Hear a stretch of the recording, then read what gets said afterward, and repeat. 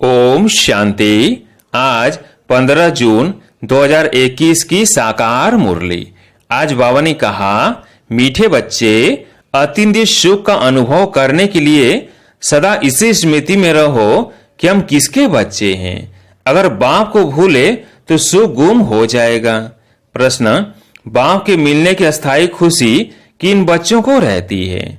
उत्तर, जिन बच्चों ने एक से अपने सर्व संबंध जोड़े हैं, जो एक बाप की याद में रहने की ही मेहनत करते हैं, किसी देहधारी को याद नहीं करते, उन्हें अस्थायी खुशी रहती है।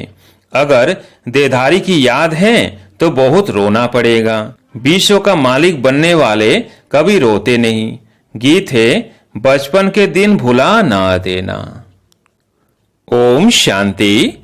बाप कहते हैं, मीठे बच्चों, हम बेहद के बाप के बच्चे हैं, यह भूलो मत। यह भूले तो अपने को रुला देंगे। छी दुनिया में बुद्धि चली जाएगी। बाप की याद रहने से अतिंद्रिय सुख भासता है। वह सुख बाप को भूल जाने से गुम हो जाएगा। हर दम याद रहना चाहिए कि हम बाबा के बच्चे हैं, नहीं तो अपने को रुला देंगे। सब भगवान के बच्चे हैं। सब कहते हैं, हे बाबा, हे परम पिता परमात्मा, रक्षा करो। परंतु बाप से रक्षा कब होती है यह किसको भी पता नहीं है। साधु संत आदि कोई भी नहीं जानते कि बाप से हमको मुक्ति, जीवन मुक्ति कब मिलनी है, क्योंकि भगवान को ही कण कण में कह दिया है। अब तुम बच्चे बेहद के बाप को जान गए हो। मोस्ट बिलवेड बाप है, उससे प्यारी वस्तु और कोई नहीं। ऐसे बाप को न जानना बड़ी भारी भूल है। शिव जयंती क्यों मनाते हैं, वह कौन है, यह भी कोई नहीं जानते। बाप कहते हैं, तुम कितने बेसमझ बन गए हो। माया रावण ने तुमको क्या बना दिया है। अभी तुम बच्चे जानते हो ये हमारी जन्म भूमि है। मैं हर 5000 वर्ष के बाद आता हूँ। वो फिर कह देते 40,000 वर्ष बाद, जब यह कलयुग पूरा होगा तब आएंगे। चित्र भी दिखाया जाता है त्रिमूर्ति का। त्रिमूर्ति मार्ग नाम भी रखा है, परंतु तीन मूर्ति ब्रह्मा विष्णु शंकर को कोई नहीं जानते। ब्रह्मा क्या करके गया, विष्णु और शंकर क्या करते हैं, कहाँ रहते हैं, कुछ भी नहीं जानते। बिल्कुल ही घोर अंधियारे में है। बाप है रचयिता, उनकी यह कितनी बड़ी रचना है, कितना बेहद का नाटक है। इसमें बेहद के मनुष्य रहते हैं। आज से 5000 वर्ष पहले जब सतयुग था, भारत में जब इन लक्ष्मी नारायण का राज्य था तो और कोई राज्य नहीं था। भगवती श्री लक्ष्मी भगवान श्री नारायण को कहा जाता है। राम सीता को भी भगवान राम भगवती सीता कहते हैं। अब यह भगवान नारायण भगवती लक्ष्मी कहाँ से आए? राज्य करके गए हैं, परंतु उनकी जीवन कहानी तो एक भी नहीं जानते। सिर्फ गाते रहते हैं, हे भगवान दुख हरता सुख करता, परंतु यह किसकी बुद्धि में नहीं आता। वो दुख हरता सुख करता कैसे हैं? कौन सा सुख सबको दिया और कब सबका दुख हरा, कुछ भी नहीं जानते। तुम बच्चे अभी यहाँ राजयोग सीख रहे हो, भगवती लक्ष्मी भगवान नारायण बनने के लिए। जानते हैं भगवती सीता भगवान राम भी बनने का है। 8 जन्म सतयुग में पूरे करके फिर राम सीता के राज्य में आने वाले हैं। 21 जन्म के लिए बेहद की राजाई तुम यहाँ स्थापन कर रहे हो। तुम भगवती भगवान स्वर्ग के मालिक बन रहे हो। स्वर्ग कोई आसमान में नहीं है, यह भी किसको पता नहीं है। बिल्कुल ही तुच्छ बुद्धि है। कहते हैं फलाना स्वर्ग पधारा, परंतु समझते कुछ भी नहीं है। अच्छा, क्या क्रिश्चियन बौद्धि सब हेवन में जाएंगे? वो बाद में आकर अपना धर्म स्थापन करते हैं, तो फिर वो स्वर्ग में कैसे आ सकते? स्वर्ग किसको कहा जाता यह भी उनको पता नहीं है। सन्यासी लोग कहते ज्योति ज्योत समाया, कोई फिर कहते निर्वाण धाम गया। निर्वाण भी तो लोक है ना, वो तो निवास स्थान है। ज्योति ज्योत में लीन होने की बात ही नहीं। ज्योति में मिल जाए तो फिर तो आत्मा ही खत्म हो जाए, खेल ही खत्म हो जाता है। इस ड्रामा से कोई भी आत्मा छूट नहीं सकती, कोई भी मोक्ष को पा नहीं सकते। गीत का अर्थ भी कोई समझते नहीं है, न जीवन मुक्ति का अर्थ समझते हैं, न आत्मा परमात्मा का अर्थ समझते हैं। बाप कहते हैं तुम्हारी शकल तो मनुष्यों की है, जो इन देवताओं की भी थी। सतयुग आदि में देवताएं थे, उन्हों का 2500 वर्ष राज्य चला। बाकी 2500 वर्ष की बात है जिसमें और सब धर्म आते हैं। 5000 वर्ष के बदले मनुष्य कह देते लाखों वर्ष कल्प वृक्ष की आयु है, परंतु तुम्हारी बात समझने के लिए भी नहीं आएंगे। हाँ, आएंगे भी वही जिन्होंने कल्प पहले आकर समझा होगा। पहले तो समझाना है एक है हद का सन्यास। जो सन्यासी लोग घरवार छोड़ जाए जंगल में रहते हैं, पहले पहले वो सतो प्रधान थे, फिर अब तमो प्रधान बने हैं, तो जंगलों से लौट कर आए बड़े बड़े महल बनाए हैं। इन सन्यासियों ने भी पवित्रता के आधार पर भारत को थमाया जरूर है, भारत की सेवा की है। यह सन्यास धर्म नहीं होता तो भारत एकदम विकारों में जल मरता, पतित बन जाता। यह भी ड्रामा बना हुआ है। उन्होंने पहले पवित्रता की ताकत थी जिससे भारत को थमाया है। इन देवताओं का जब राज्य था तो भारत कितना साहूकार था। इन्हों के इतने बड़े बड़े हीरे जवाहरों के महल थे, वह सब कहाँ गए? सब नीचे चले गए।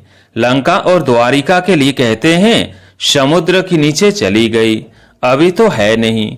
सोने के महल आदि सब थे ना। जब मंदिरों आदि में हीरे जवाहरात लगा सकते हैं तो वहां क्या नहीं होगा। कितनी तुम बच्चों को खुशी होनी चाहिए। बाबा फिर से आया हुआ है, कहते हैं बाप को याद करो। याद एक को ही करना है जिससे विकर्म विनाश होते हैं, परंतु वो भूल जाते हैं और देहधारी की याद आ जाती है। देहधारी की याद से तो कुछ भी फायदा नहीं। बाप कहते हैं मामेकम याद करो, किसी भी देहधारी को याद नहीं करो। अम्मा मरे तो भी हलवा खाना एक बाप की याद से ही कमाई है। हम शिव बाबा के बच्चे हैं, उनसे बरसा लेना है। इस समय बाप को याद नहीं किया तो फिर बहुत पछताना पड़ेगा, रोना पड़ेगा। विश्व के मालिक बनने वालों को रोने की क्या दरकार है? तुम बाप को भूलते हो तभी माया थप्पड़ लगाती है। इसलिए बाबा बार बार समझाते हैं कि बाप को और वर्षे को याद करो। अमरनाथ ने अमरपुरी में एक पार्वती को तो बैठ अमर कथा नहीं सुनाई होगी, जरूर बहुत होंगे। जो भी मनुष्य मात्र है सबको बाप समझाते हैं कि अब पतित मत बनो, ये अंतिम जन्म पवित्र बनो। वहां स्वर्ग में कोई विकार नहीं होते।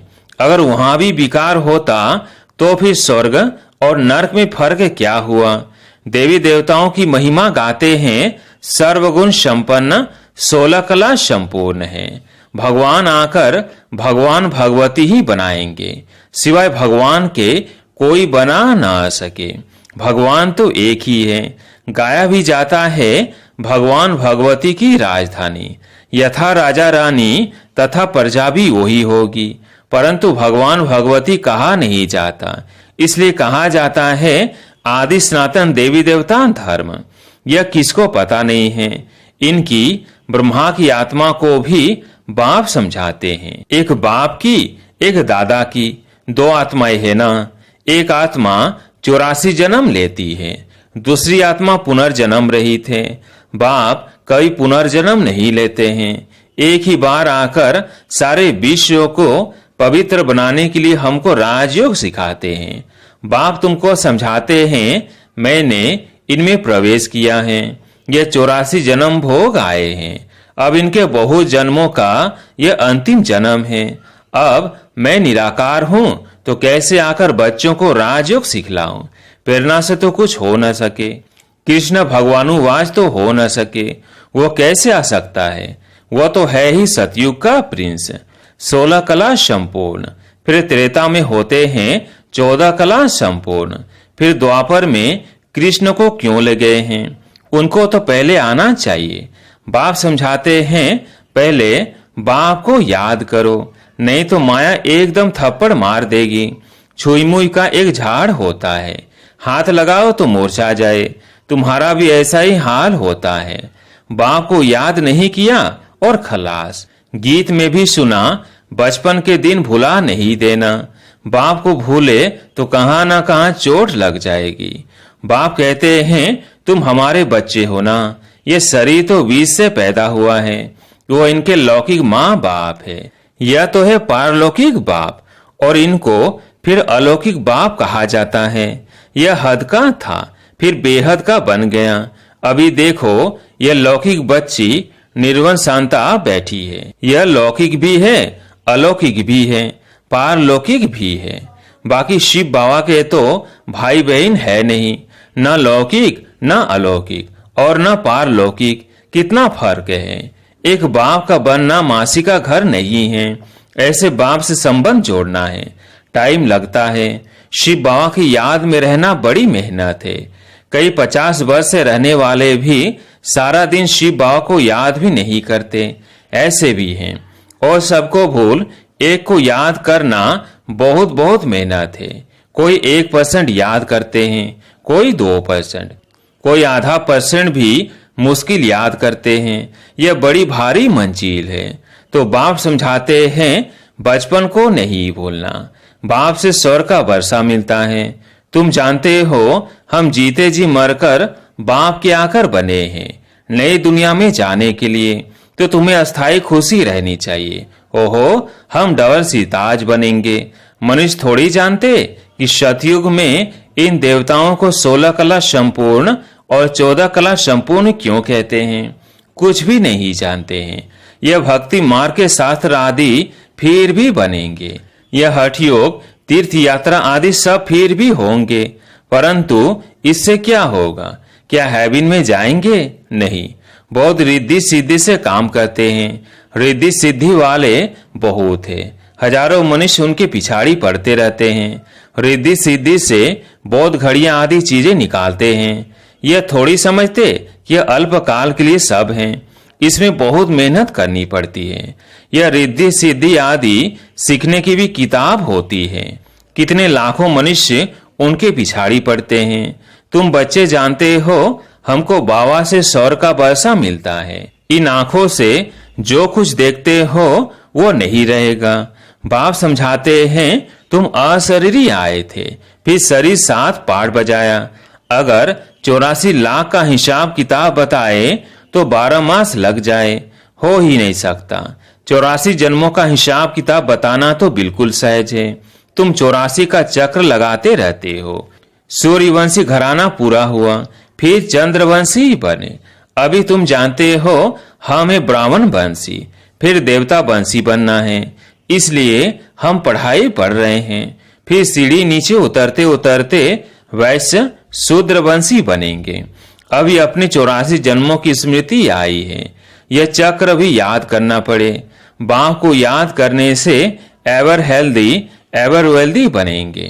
पाप कट जाएंगे। चक्र को जानने से चक्रवर्ती बन जाएंगे। तुम जानते हो यह पुरानी दुनिया कब्रिस्तान बननी है। कुछ भी नहीं रहेगा, खत्म हो जाएगा। राम गयो रावण गयो। राम का कितना छोटा परिवार होगा। सतयुग में अभी रावण का कितना बड़ा परिवार है। बच्चे जानते हैं कि यह राजधानी स्थापन हो रही है। हर बात में पुरुषार्थ फर्स्ट है। बाप पुरुषार्थ कराते हैं।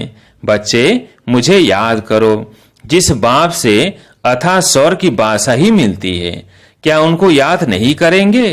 बाप स्मृति दिलाते हैं कि तुम स्वर्ग के मालिक थे, अब फिर से पुरुषार्थ कर स्वर्ग के मालिक बनो।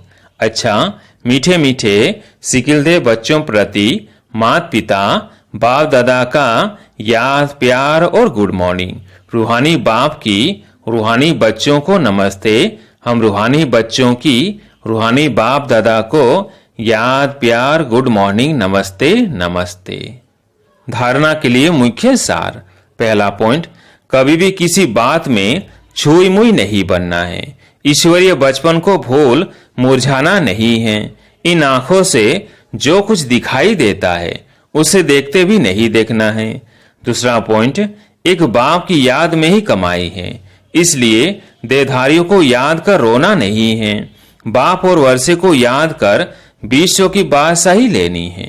आज प्यारी मीठे बाबा का वरदान, नॉलेज की लाइट माइट द्वारा कमजोर संस्कारों को समाप्त करने वाले शक्ति संपन्न भव। नॉलेज की लाइट माइट द्वारा कमजोर संस्कारों को समाप्त करने वाले शक्ति संपन्न भव। नॉलेज से अपने कमजोर संस्कारों का मालूम तो पड़ जाता है, और जब उस बात की समझानी मिलती है तो ये संस्कार थोड़े समय के लिए अंदर दब जाते हैं। लेकिन कमजोर संस्कार समाप्त करने के लिए लाइट और माइट के एक्स्ट्रा फोर्स की आवश्यकता है। इसके लिए मास्टर सर्वशक्तिमान, मास्टर नॉलेजफुल के साथ साथ चेकिंग मास्टर बनो। नॉलेज द्वारा स्वयं में शक्ति भरो, मनन शक्ति को बढ़ाओ, तो शक्ति संपन्न बन जाएंगे। स्लोगन, जहां सर्व प्राप्तियां है वहां प्रसन्नता है।